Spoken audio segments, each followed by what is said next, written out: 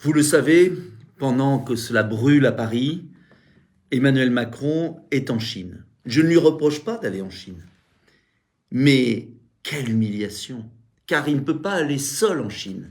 Il a besoin d'avoir sa babysitter, d'avoir son maître, Ursula von der Leyen, présidente de la Commission de Bruxelles, qui n'a jamais été élue par personne.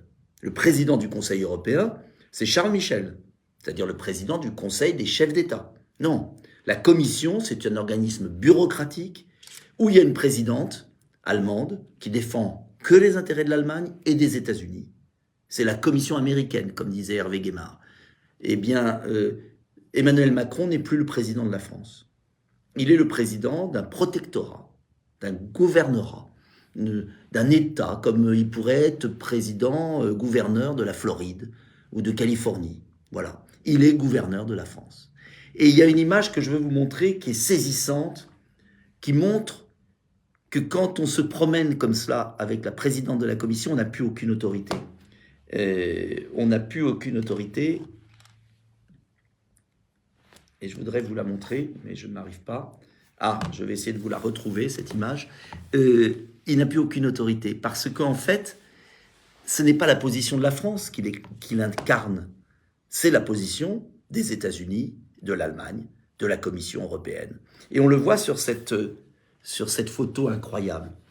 Cette photo, elle est incroyable, parce qu'elle montre qu'il ne peut pas y avoir une relation de confiance, d'estime, de respect, d'échange entre le président chinois et le président français, comme il y a eu entre le général de Gaulle et les présidents chinois, comme il y a eu entre Jacques Chirac, entre François Mitterrand.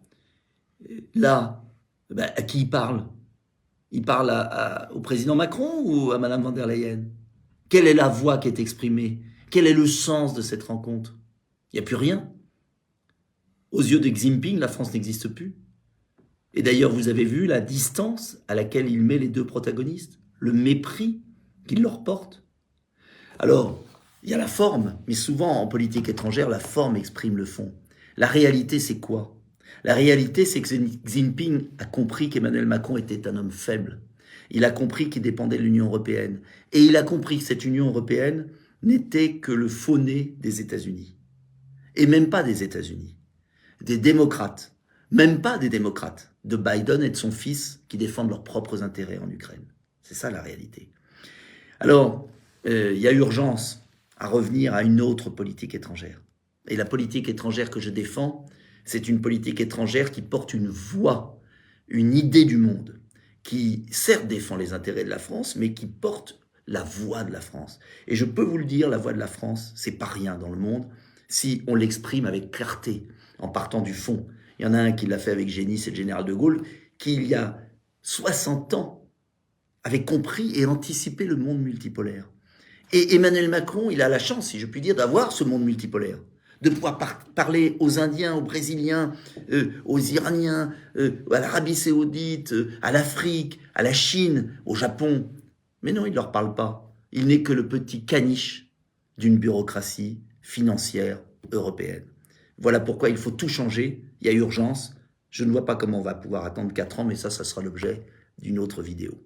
À bientôt.